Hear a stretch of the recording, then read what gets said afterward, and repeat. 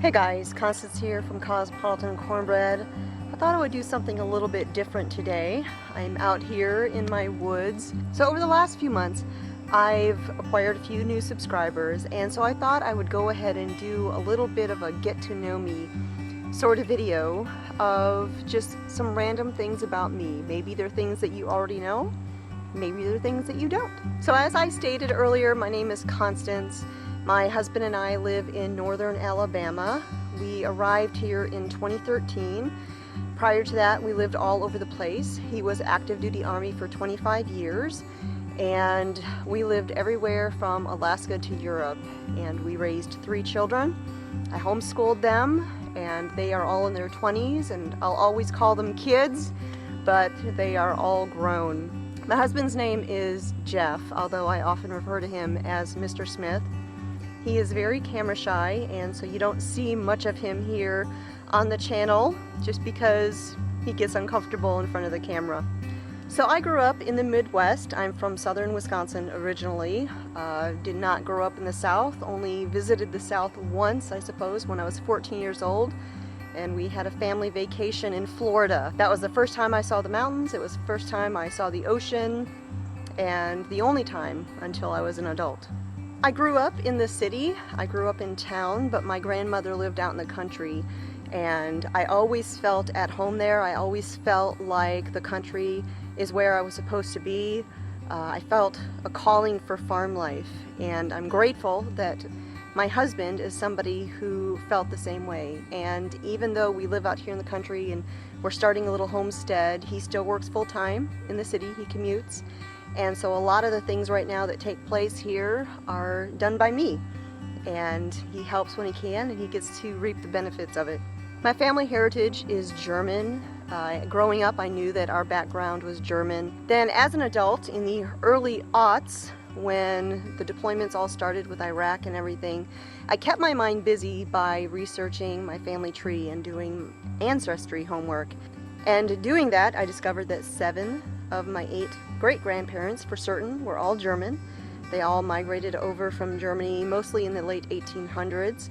And I had one great-grandparent whose family line was English. But I figure 7 out of 8, I'm German by heritage. I absolutely love coffee. I am a coffee fanatic. I drink coffee every day. I am sad if I can't have it. There's been some times in the past because of an illness that I struggled with it. But oddly enough, as much as I love coffee, caffeine has no effect on me, which can be both a blessing and a curse.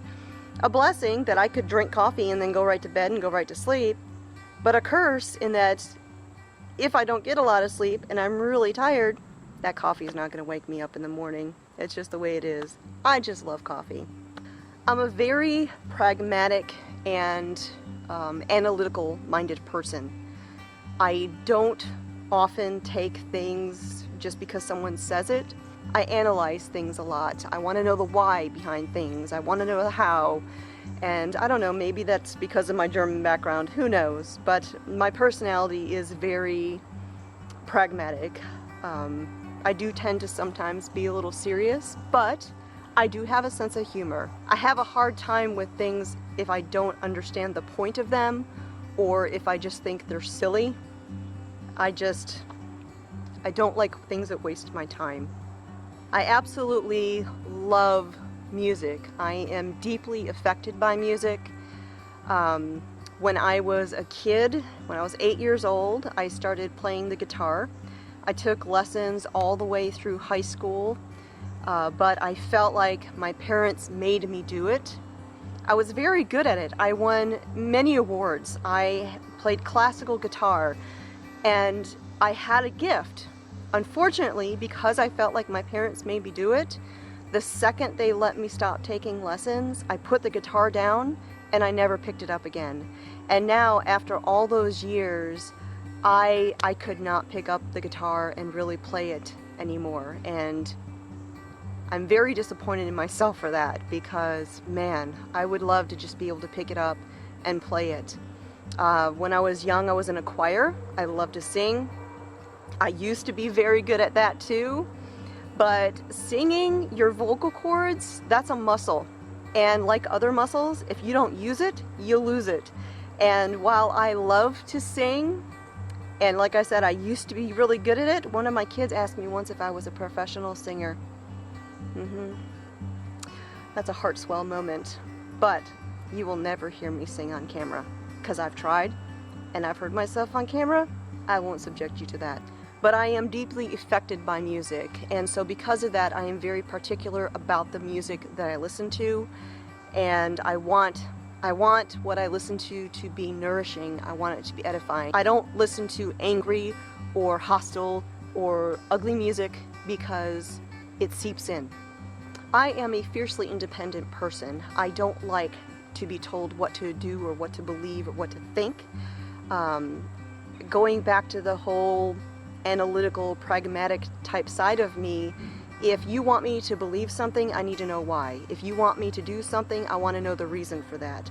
I just don't take things at face value. I analyze them. I look at what's behind the scenes for it and things like that. I do a lot of things around here. I am a strong person. I believe that if there's something to be done, I'm going to look it up, I'm going to research it, and I'm going to figure out how to do it. And, you know, I had someone once tell me that with the projects that I do, I don't even need a husband. And I know she meant that as a compliment, and I could do a whole video just on this, I don't consider myself a feminist, in that I don't identify with modern day feminism. Do I believe women are strong and smart and all of that? Absolutely.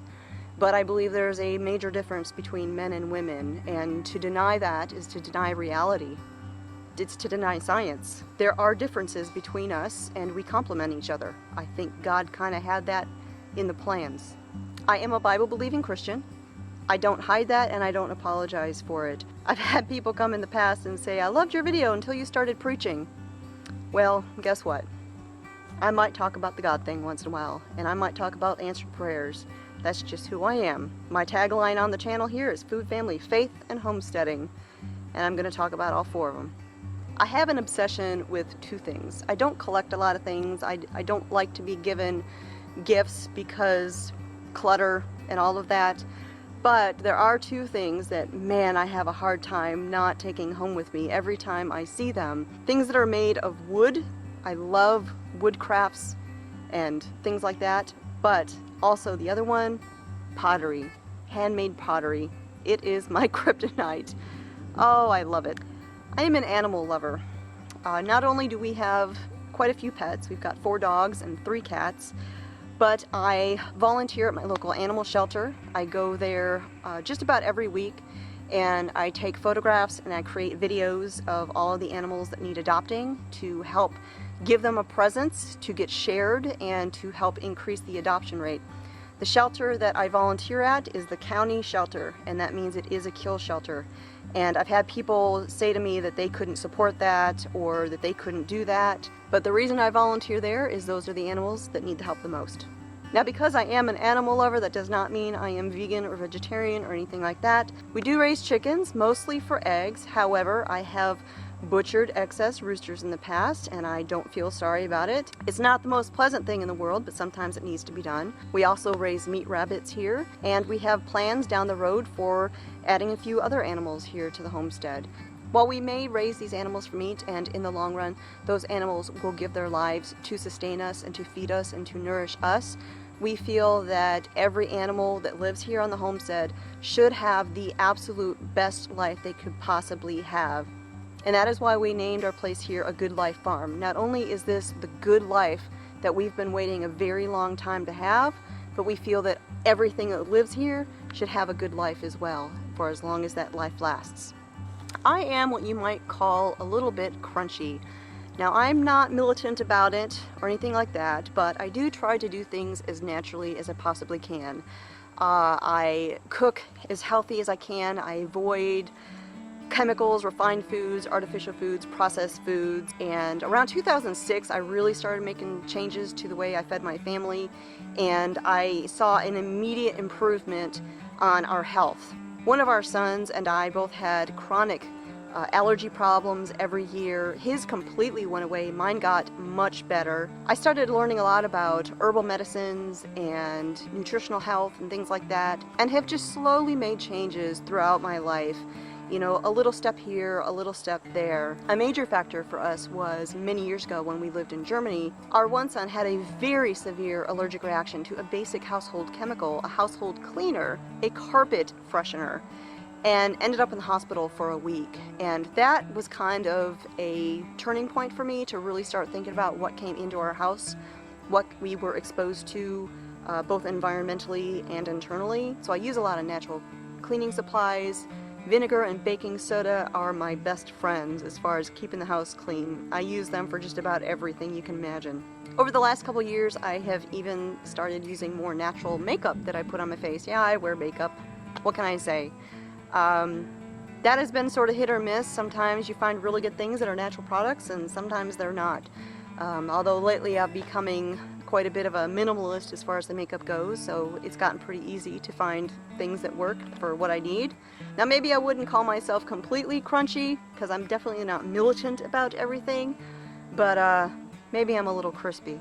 You will notice in my videos that I am often wearing hats, and usually these hats have some sort of reference to the state of Alaska. That is because we used to live in Alaska. Alaska was the duty station that we were at prior to coming to Alabama, and I absolutely fell in love with living up there. We loved it. We loved the environment. We didn't mind the snow and the cold. The summers were amazing. I don't like the heat, so I have a hard time with it here in the South.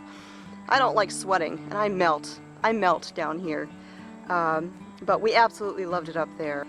And in truth, we thought about staying up there permanently, but Mr. Smith is very close to his family, and it was very difficult for us to be up there and to be so far away. So if we had to boil it down to one reason we didn't stay up there, it was really all about family. Now, I always joke that part of my heart is still up there on the tundra, but you know, I've met so many wonderful people down here in northern Alabama, and such a concentration of people that I don't have to have a filter with, that I can be myself with and talk about anything with, that I really know that this is where we were meant to be. And finally, the last thing I want to share with you today is this. Very simply, I am not perfect. Sometimes I will come up with plans for things that just I'm not able to follow through with. Sometimes I have complete failures, and I try to share that all with you because I believe it gives you a real view of the kind of person that I am and the life that I am living. I don't want to sugarcoat things. I don't want to pretend to be something I'm not. I value authenticity a whole lot, not only with others, but with myself. And I'm not comfortable with being anything other than that with all of you. So that is it. I'm going to go ahead and wrap this up, you guys. I have a storm rolling in, and this camera is not waterproof, so I'm going to head on back to the house. To all of you who are new to Cosmopolitan Cornbread, thank you for joining me, thank you for subscribing, and thanks to all of you for watching today. Love and blessings to all of you. Talk to you next time.